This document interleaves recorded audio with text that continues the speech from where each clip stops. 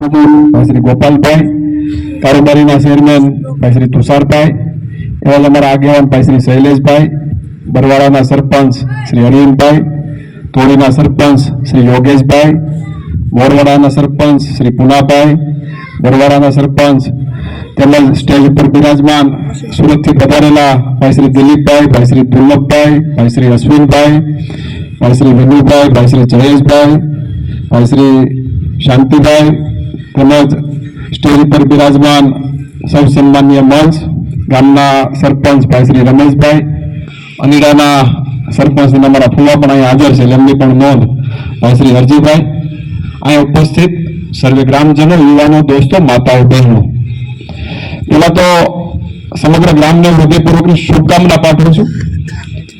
ગામના લોકો બહાર વસતા હોય એટલે ગામની તળાવની કામગીરીમાં બધા સાથે મળીને રસ લે એવી ઘટના ખજૂરીમાં બની હતી, ત્યાર પછી તમારા ગામમાં બની, એ બધા સમગ્ર ટીમને હૃદયપૂર્વકની શુભકામના પાઠવું છું.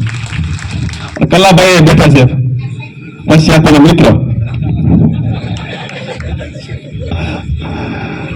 ખાસ કરીને તળાવની કામગીરી સમગ્ર ગ્રામના સહયોગ અને દાતાઓ દ્વારા અત્યારની સમયની જરૂરિયાત મુજબ પાણીનો બગાડ ના થાય અને પાણીનો આપણે કઈ રીતે સંગ્રહ કરી શકીએ એ પરિસ્થિતિને આધીન આ ગામના લોકોએ જાગૃતતા સાથે મને પ્રથમવાર ભાઈ દિલીપભાઈ સમગ્ર ટીમ મળવા આવી હતી, ચેતનભાઈ જોડે લઈને આવ્યા હતા સરપંચ, ત્યારે અમારે વાત થઈ કે અમારા ગામમાં અમારે તળાવ બનાવવું છે, તમે સૌજીભાઈને કહો કે સરકારમાંથી એમના ટ્રસ્ટમાં અમારા ગામમાં કામગીરી ચાલુ કરવામાં આવે.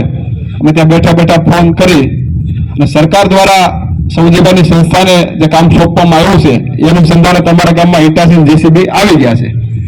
મિત્રો આટલા પૂરતું આપણે સીમિત નથી રાખવાનું, બાજુમાં ખજૂરીમાંથી આપણે પ્રેરણા લેવાની છે.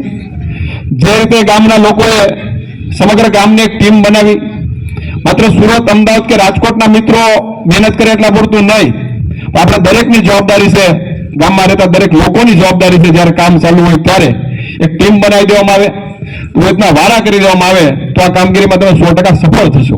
કારણ કે જે માધ્યમ દ્વારા તમારે કામ કરવાનું છે, જે ઈચ્છા તમારી છે, એ ઈચ્છાનું કામ તો જ પરિપૂર્ણ થાય. માત્ર 5 લોકો એમ કે આ લોકો જવાબદારી સંભાળે કરે તો તમે પણ થાકી જાઓ, પણ ગામનો જો સહયોગ સાથે મળે અને રોજના વારા કરી દેવામાં આવે કે ભાઈ એક દિવસ તારો વારો, એક દિવસ આમનો વારો, રોજ જેસીબી ઉપર માથે ઉભું રહેવાનું, ઇટાસી ઉપર ઉભા રહેવાનું, તો બધાના સહયોગથી એક સુંદર કામગીરી થઈ શકશે. મિત્રો રાજ્ય સરકાર દ્વારા તળાવ ઊંડા ઉતારવાની જે ઝુંબેશ કરવામાં આવી છે, સૌજીભાઈની યોજનામાંથી આપણે કરશું, હમણાં સંસ્થામાંથી પણ કરશું. 60 શૈલીની પણ સરકારની આપણી એક યોજના છે, એ પણ ઘણા વડીલોના મનમાં પ્રશ્ન મૂંઝવતો છે, આપણે એમાંથી પણ કરીએ. 60 શૈલીની યોજનાનો પણ તમારા ગામને અમે લાભ પૂરેપૂરો આપીશું, એની પણ કોઈ ચિંતા નહીં કરતા. સરકારની જેટલી પણ યોજનાઓ થતી છે, યોજનાનો લાભ તમારા ગામને મળી રહે એ પ્રકારે અમારા પૂરેપૂરા પ્રયત્નો હશે. મિત્રો અત્યારની પરિસ્થિતિએ ધ્યાન રાખીએ, હું સવારમાં જે રંગપુર તળાવની કામગીરી ચાલુ છે ત્યાં સવારમાં વિઝિટે ગયો હતો, ત્યાં પણ સુરત, અમદાવાદના મિત્રો દ્વારા ફંડ ભેગું કરી અને સરકારના સહયોગથી ત્યાં પણ કામગીરી ચાલુ કરવામાં આવી છે. ગયા વર્ષે એ લોકો કામગીરી કરી હતી. મિત્રો એ લોકો આજ સવારમાં ખેડૂતો વાતો કરતા હતા, કારણ કે ઉનાળામાં કૌશિકભાઈ અમારા વિસ્તારમાં કે પાણી ન હોય, આ તળાવ થવાના કારણે અત્યારે 30 ફૂટે પાણી છે, સેનાનું પણ ઉત્પાદન લઈ શકું છું. મિત્રો એટલું મોટું આ પાણીની ઝુંબેશ કે દેશના વડાપ્રધાન આદરણીય મોદી સાહેબે જે રીતે અપીલ કરી છે, આપણા કેન્દ્રના મંત્રી અને પ્રદેશ ભાજપના અધ્યક્ષ CR પાટીલ સાહેબે આ ઝુંબેશને ઉપાડી છે અને દરેક ગામમાં તળાવ ઊંડા થાય, વોટર હાર્વેસ્ટિંગના કામો થાય, એ ઝુંબેશને આપણે કાર્યરત તમારા ગામમાંથી પણ શરૂઆત થઈ છે. સવિશેષ તમને અભિનંદન આપવા પડે. ગામની એકતા હશે તો વિકાસમાં કોઈ જગ્યાએ પીછેહટ નહીં થઈ શકે, કારણ કે વિકાસના કામમાં ચૂંટણી જાય ત્યારે ગમે તેટલા વાંધા વસકા હોય, ચૂંટણી જાય આપણે ભૂલી જવાનું. પછી ગામના વિકાસ માટે બધા સાથે મળીને ગામનો વિકાસ કઈ રીતે થાય એ મહેનત તરફ આપણે આગળ વધવાનું હોય છે. પણ ઘણીવાર આપણા મગજમાં રહીએ, ચૂંટણી ગયા પછી આપણે ભૂલતા નથી. પણ મિત્રો ગામના વિકાસમાં બધા એક થઈને જો કામ કરશો તો તમને કોઈ રોકી નહીં શકે. ખજૂરી કરતા પણ વિશેષ કામગીરી તમે સારી કરી શકશો. પણ ગામની એકતા આપણા માટે જરૂરી છે.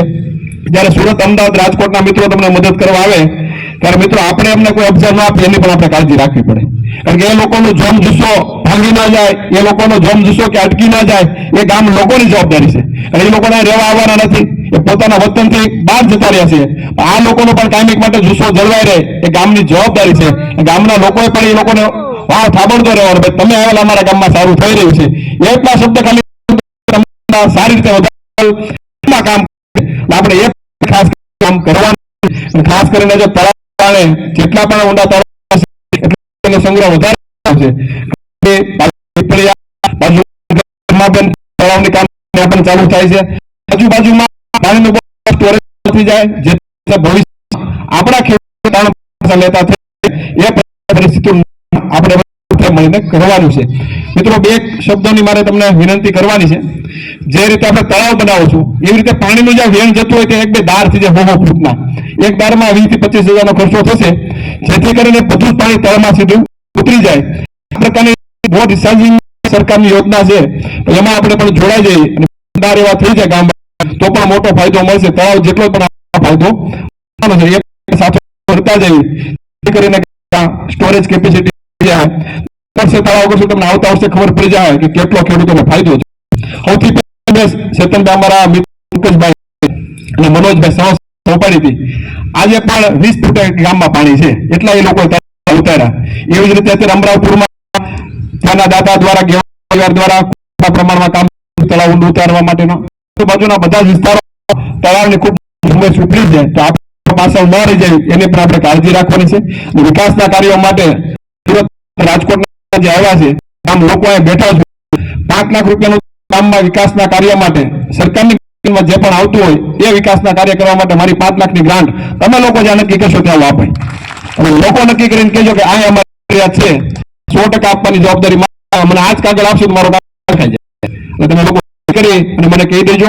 અને કાલે સવારે પણ અધિકારી છે, અંબારાની વાત છે, એકદમ પણ એવું છે. કાલે સવારમાં ઇરિગેશનના અધિકારી મોકલું છું, સાથે બધા એમનું સર્વે કરાવી લેજો.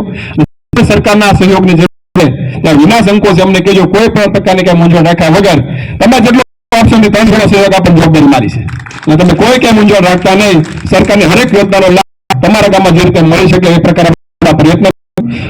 નોટિસની અંદર સમગ્ર આજુબાજુમાં લોકો અને બહેનો પણ મોટી સંખ્યામાં હાજર રહ્યા, અભિનંદન આપવા પડે. વિશેષ સમય લેતો નથી, કારણ કે 5:30 પોણાથી તમારો કાર્યક્રમ છે. બધા જ લોકો પોતાનું કાર્ય છે પ્રકારે સમજી સાથે જોડાવ એની માટે સૌને વિનંતી. ફરી સમગ્ર ગ્રામને હૃદયપૂર્વક શુભકામના.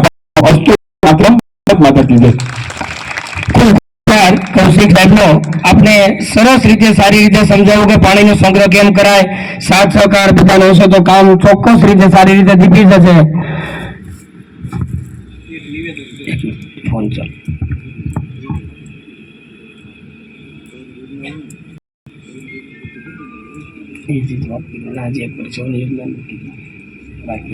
સાહેબને એક વિનંતી, સાહેબ આ વિસ્તારના ગામમાં જે આપણે કુકાઓથી રેલવે આ સાઈડ સૌની યોજનાનો સરકાર દ્વારા અમને એ કામમાં થોડું રાહત અપાવો તો સતત ઉનાળામાં પણ આપણા ગામની અંદર આખા વિસ્તારમાં પાણીના તળાવ ભરી રહે એવા અમારા તમે પ્રયત્ન કરો. અને આ વિસ્તારના દરેક ગ્રામજનો તમારો ખૂબ ખૂબ આભાર માનશે અને એ કામ અમને એક કરાવી આપો. સૌની યોજનાવાળો વડિયા કુકાઓ તાલુકા વિસ્તારમાં એ પ્રશ્ન ચાલુ છે, એમના સર્વે પણ થઈ ગયા છે. પણ મને ઓલા ખોટા ફાંકા મારતા નહીં આવડે, એમાં સમય લાગે એવો છે. કારણ કે સરકારનો ક્રાઇટેરિયા એવો છે કે લાઈન અહીંયાથી 3 કિલોમીટર સુધી આપણે લાઈન લંબાવી શકીએ. અમુક વિસ્તારમાં આપણે 10 કિલોમીટર લાઈન થઈ જાય છે, અમુકમાં 7 કિલોમીટર થાય છે. અને સ્પેશિયલ કેસમાં અમે સરકારમાં પ્રયત્ન કરી રહ્યા છીએ, પણ હજી 2 વર્ષનો સમય લાગે એવું મને દેખાઈ રહ્યું છે. અને હું ખોટા ફાંકા મારી નહીં જતો રહું, 2 વર્ષમાં થઈ જાય ન થાય એ મને આવડતું નથી. કરવા માટે પૂરતા પ્રયત્નો છે, કારણ કે સૌની યોજનાના પાણી જે પણ આપણે ગામડામાં આવે તે બધાને ખૂબ શાંતિથી સારી રીતે ઉત્પાદન લઈ શકે છે. ગામે થાય એ પ્રકારનું મારી મહેનત સામે છે, પણ લાગે એવું છે. બીજું યાર્ડવાળી પણ ગોપાલભાઈ વાત કરી હતી, તમારે ધ્યાને મૂકી દો. વધીને 1 મહિનાની અંદર આપણે કુકાવ યાર્ડની મંજૂર તો થઈ ગયું છે, અને એનું નોટિફિકેશન 1 મહિનાની અંદર પડી જશે. 1 વર્ષ આપણું યાર્ડમાં ધમધમતું થઈ જાય અને આપણા ખેડૂતને કે બહાર ન એ થઈ જશે. ખૂબ ખૂબ આભાર આપનો.